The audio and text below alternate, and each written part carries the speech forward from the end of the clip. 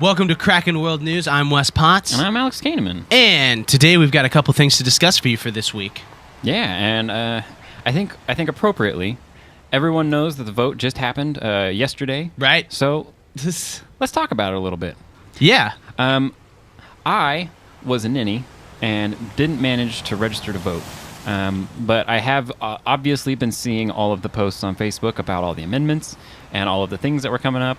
And I have a lot of thoughts about a lot of different things. But more interesting, I think, is you did vote. I did vote. So let's talk about. I actually just voted before I came here. Nice. So I'm speaking to you from the past, which is Tuesday. So I don't know the actual outcome. So if wailing and gnashing of teeth or a civil war is broken out, then you might see this. I don't know. Yeah, who knows? But you'll be in a foreign country. So if you're in a foreign country and there's a civil war that's broken out, please get me and Alex and Kaylee and probably my girlfriend. Get us all refugee status somewhere. Please do. But Please. I'm hopeful that this vote actually didn't go that way. I'm really, really hopeful for it. I feel like one of the most important things about this election that I've noticed that it really needs to be noted is this is the first election that I feel like has happened in a long time where people have been obsessed with making sure that you know what's going on and that you're going to vote. Week after week after week, it's just been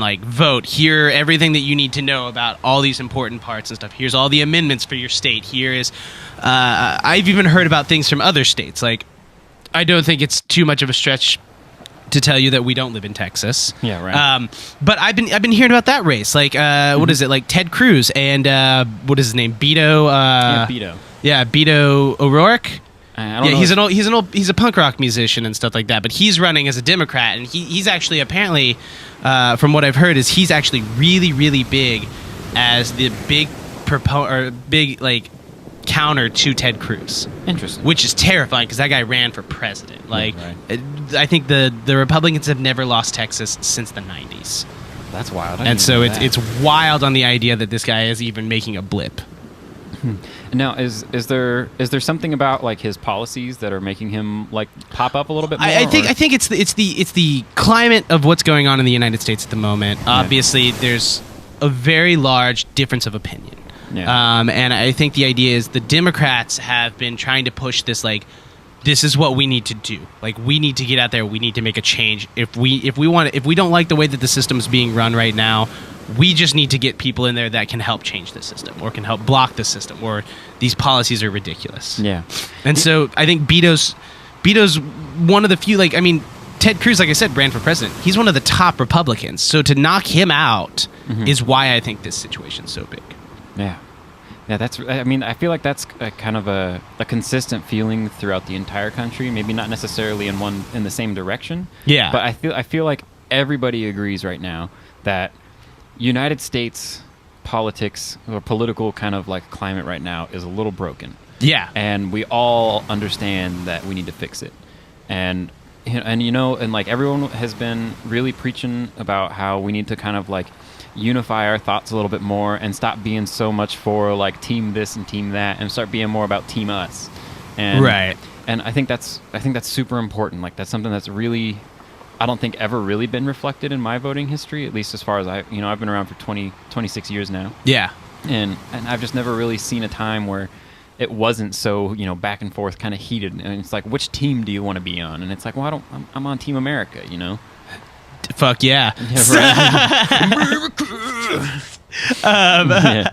But yeah, no, and I think the thing is it's not about us and them. I think the idea though is it seems to me, and I'm not blaming one particular party or not. Both parties are horrible at this. Both major parties are horrible at this, but they are both incredibly vicious. I think I think I talked about it last week, maybe I didn't, but Vox has been running a lot of different political driven idea episodes on YouTube, and one of them is how social media has divided us even more, because it's much easier to say instead of saying, hey, I kind of side with more liberal policies or more conservative policies, you go, the Democrats are liars and they're destroying America, and that's what's going to get you votes. And so everyone starts having these polarized opinions that you don't know that they're that these people are more common ground than they actually are. Yeah. And I think that's a situation. I think the other thing is personally, in my mind, and you can derive this on whatever you think my political opinions are,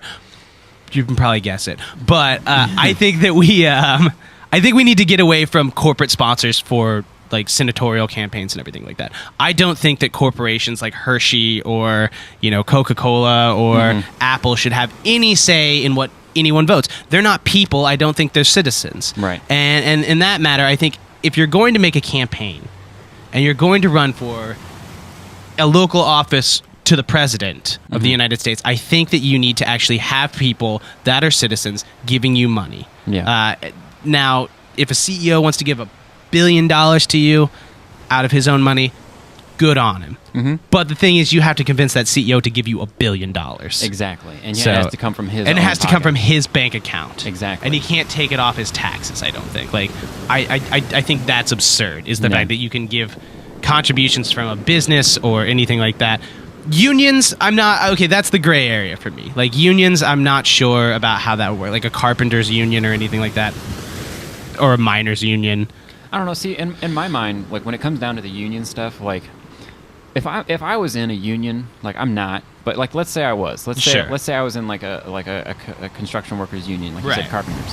So if I'm in the carpenters union and all of the carpenters are in the same business and we all do the same types of things, and so we're all aware of the same types of regulations and restrictions that affect us. Sure. And so really what it comes down to is, can you view a union as a group of people that are like individual citizens all together that are agreeing on something, or should you really start viewing them more as like, well, this is still technically a conglomerate?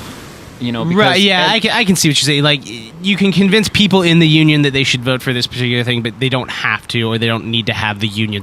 Like, if you're a union man, your union is going to have that stance. Yeah, and so like, it's kind of inappropriate to like offer up money from a union as well, because it's like, just because I'm in the union doesn't necessarily mean I agree with all of the regulations and the cuts that might be happening, and and that's not exactly how I would want it to roll, because like then it would just make me feel like, oh great, well now I'm part of this union that's funded all of this, like gave this huge campaign contribution to somebody I don't agree with, like a steelworkers union, like in all these, there's a lot of disenfranchised people out there and stuff with unions. I would even argue that like something that I think is really interesting is like, Maine is starting to do the ranked voting system. Did you hear about that? No. Okay, so what they're doing now is they didn't do it for like all of the amendment stuff, but for electoral officials this election, they tried out for the first time. Basically, if there are 7 people that you could vote for, rather than just voting for the one that you want, what you'll do is you rank them from 1 to 7. Oh, I did hear about this, where it like kind of gives this divergence of like, okay, well, more people are more okay if like this person gets a little bit. Is it a point system? Yeah. So essentially, it's gonna work as like, all right. So like, let's say you pick your number 1 vote, right? And like, at the end of the first round of vote counting, they're going to look at everyone's first vote. Okay. And then the people who win out of the first vote are the people that will be left for round 2. Right. Now, if your vote on round 1 was for a candidate who basically did not make it through to the second round, then your second round vote is going to apply to any that are left. Okay. And then they'll go to the third round, and if your second round vote wasn't for any of the people that were left, then it'll be your third round vote, and so on and so forth. Right. And the reason I think this is excellent is because what it's essentially doing is it's not making it a vote for who you want. It's a vote for who you want and vote against who you don't want. Right. It gives more of like either the idea of this is who everyone wants, or this idea of this person at least is going to be a little bit more compromising. Exactly. So. Like, yeah, it's going to lead us towards the candidate that is like a better, like kind of average representation of the voter turnout. And, it used to be an old saying, like, as goes Maine, goes the country, or something like that, where it was like almost everything that happened in Maine throughout like the colonies and stuff like that politically, like anything that they did became a trend that kind of just transcended down through the rest of the states. And that hasn't really been around for... That idea hasn't really been around for about 100 years, but like with them doing this, I'm hearing that phrase like brought up and talked about more. Sure, yeah. And so I'm really interested and really hoping that this type of thing can kind of pervade the country, because I don't know. I think it is time that we start implementing some newer ideas. Yeah. Because I think the best way to handle problems is to change with them. My other piece of news for this week is still involved very heavily in American politics, but it's also international. Oh, yeah. Mine is about in the United States especially, maybe in the rest of the world you've been hearing about it, but I have to talk about the caravan that's coming up through Latin America. So obviously, it's a very large group of people that are escaping persecution. Basically, that's why these caravans are going on. And this one's apparently particularly scary because that's why we're putting a bunch of armed guards and stuff on the border. Yeah. Now, here's the deal.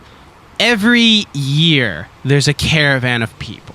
Yes. Every single year, there's a large amount of people, especially like with Nicaragua and Guatemalans, they're pushing up into... And the height of this actually started during the Obama administration. It had nothing to do with Obama. It had to do largely with the fact that most of these people would escape into Mexico seeking asylum, and then Mexico started to militarize their borders a lot heavier. Right. So if you slip through, you can't really stay in those border town areas and everything like that, or those border states in Mexico.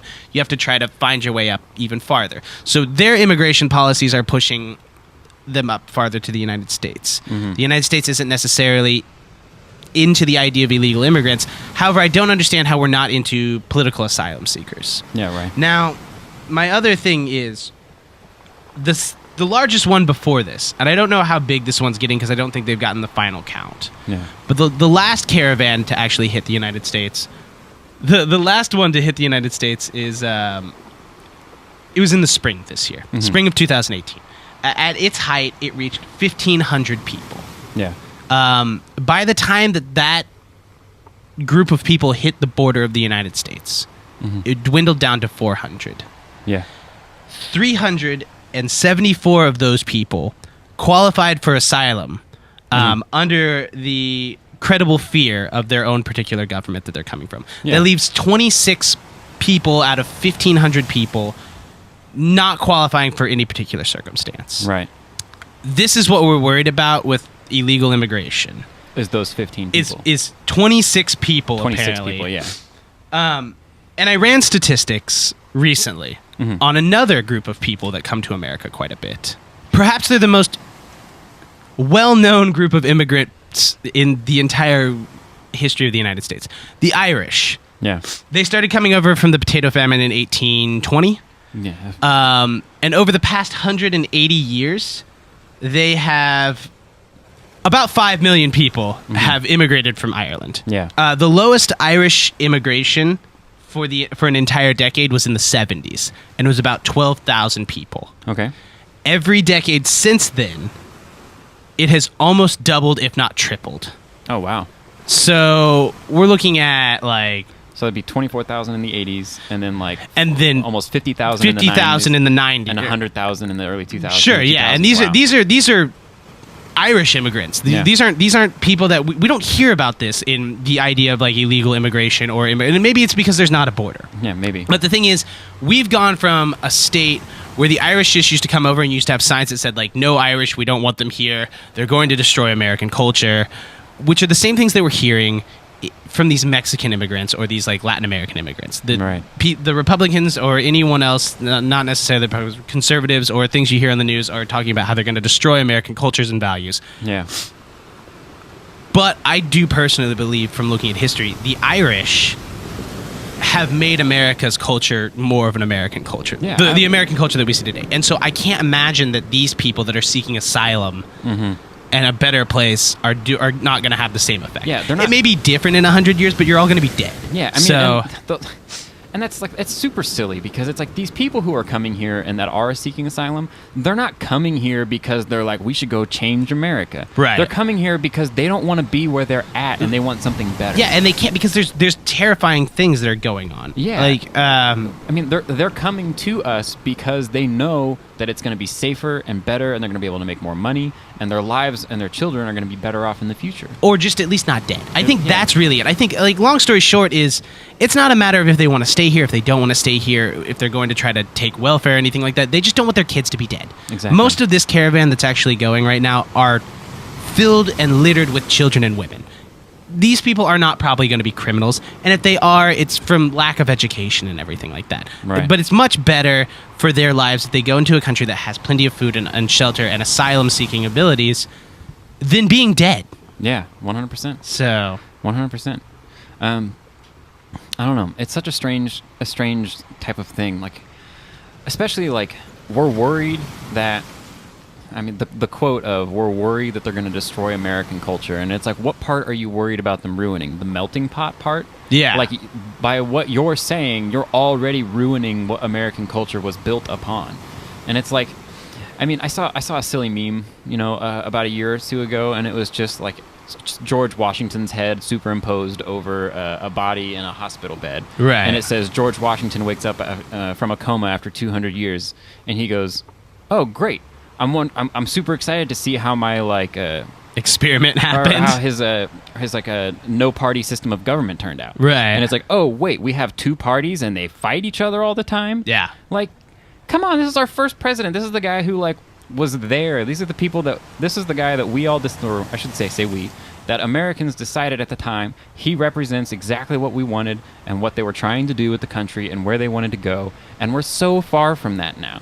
And yeah, that has something to do with just the size of the country and, where we're at. But at the same time, it's kind of like we don't have to only be a capitalist society because we're still a democratic republic. And yeah, capitalism is great because it allows people to make money if they earn it. Right. But at the same time, just because you have gone out of your way to earn money does not give you more right over somebody else. And so the fact that people who do make more money can pay, these kind of contributions to campaigns or personal, or their personal feelings to one party or the other, right? That is 100% against what we were trying to do, and I just really I myself really am confused as to where at what point in time that became the way to do it. I don't know. I don't know where everything got lost in the mix and everything like that. But I do personally think that regardless of politics, there's something about the idea of a government only functions as long as the people let it function. Agreed. And in order to have this idea of stopping this us versus them policy, which is I'm a Republican or I'm a Democrat and stuff like that, this tribalistic mentality. Yeah. I really, really think that we need to stop focusing on what happened in the past, who lost a vote, who won a vote kind of thing. I mean, that's been going on for 16 years now. Mm-hmm. It's been going on at least since since Obama won. Yeah, right. And it was just 8 years of people going not my president, didn't vote for him, don't have to work in this system. And then when they get when Trump gets the power, those same people who whined and moaned for almost a decade now are pulling the same card that all of these Democrats were playing, and they think that it's justification. Yeah. And it's just a vicious cycle that's going to keep going. Yeah. And so literally the idea is, in 2018, in 2020, whenever any of this ends, just pause and look towards the future and look towards we're going to try to make America as good as it can be. We don't have to make America great again. America doesn't have to be great. Yeah. America just has to be okay. It has to be sustainable. It has to have people that are happy, and the best way to do that is to make people just to be happy. Stop focusing on anger. Yeah, there is a huge focus on anger right now. It's like a weaponization of victimhood throughout. Is kind of the main kind of tool of our current administration. I feel like a big thing that they're really pushing is they want people to feel like they're being afflicted or assaulted. They want people who are, even if you are already oppressed, they want you to feel it even more. Yeah. And it's and even if you're not oppressed, they want to make you feel like the people that actually are oppressing you. And it's okay, well, at what point where does this go? Are we just going to eventually get to the point where it's okay, well, now we're just going to be okay with slavery again? Because that's the direction. I don't think we'll ever get to that point. I know we won't get to that point, but as an extreme, that's the direction that we're pushing things into, is just okay, well, at what point do we decide that, one race or culture is allowed to be subjugated and viewed as lesser? Sure. When does it stop being America and start being this America or that America kind of idea? I get that, yeah. Yeah. And I think kind of just to finish out the politic notes, at least on my end, was the Wall Street Journal releases newspapers all the time. Mm-hmm. That's what they do. But this past week there was a newspaper that came out. It has the exact same picture of Donald Trump, or it has this picture of Donald Trump shaking hands with a guy, and it's in one part of the city where it was released, the headline wrote, Donald Trump softens his tone on immigration. Right. And the headline was highlighted in green. Yeah. The exact same article in the exact same newspaper released on the exact same day in the same city, but just a few miles away, had almost the exact same article, but it was spun to say, and it was highlighted in red, Donald Trump tightens up his rhetoric on the border. Yeah. And it's like, okay, like, this is where, like, exactly what I was talking about with, like, capitalism becoming a problem. Sure. Is because... And you have to sell papers. Right. They're trying to sell papers. And you know what? They are. They're doing a good job at selling papers. They're making sure that wherever this paper is released, based off of the political leanings of that area, will lean the articles towards what most people like. That way we can sell more of them. Which is, you know what? That's a great business tactic. But at the same time, that's not what journalism's supposed to be about. It's supposed to be about teaching people and informing people. And instead, what we're getting is papers that tell people what they would like to hear instead, just so that overall... The name Wall Street Journal makes more money. I think that's the thing is I think journalistic integrity should be like academic papers. You should be able to cite every one of your sources and people can go look at it. Exactly. I mean, I think the idea of, and this is my last note that I'll write about anything on this for this news, but honestly, I think the idea is that when it comes to journalistic integrity, opinion pieces is destroyed. All of news. Yeah. You can say, in my opinion, or I think that, and then that becomes law. Like, and then so many people are influenced by this article because it's in their favorite paper that they have read for years of their life. Or on Fox News or CNN or MSNBC, and everything else is fake news. And I think that's the thing. Is like, it just. I'd love the idea of on the app, like if I had an app for Fox News or like the Wall Street Journal or something like that, if just a little button popped up to where I could see where their sources were. Yeah. Because that would eliminate any fake news idea that I could possibly have, or at least it would make me have to dig through my sources before I knew what the shit was going on. Yeah, exactly. You know, or maybe and I know Snopes does that, but I don't. It doesn't matter who does it at this point. It's just the fact that people do it, and it's just frustrating. And we've created an environment where, like, if you are in journalism and you don't do that, you're not going to survive. Yeah, you're not going to be in a paper. Yeah, because there's other papers that are going to tell people exactly what they want, and they will more than happily buy that over your paper that tells them the truth. Long story short, for all of you that went out and voted, thanks for voting. Thank you. Doesn't matter what you did or who you voted for. Just thanks for voting. You did exactly what you're supposed to do. You did exactly what you're supposed to do. Join us next week for the news. Join us next week for the news. I'm good with that. Okay, goodbye.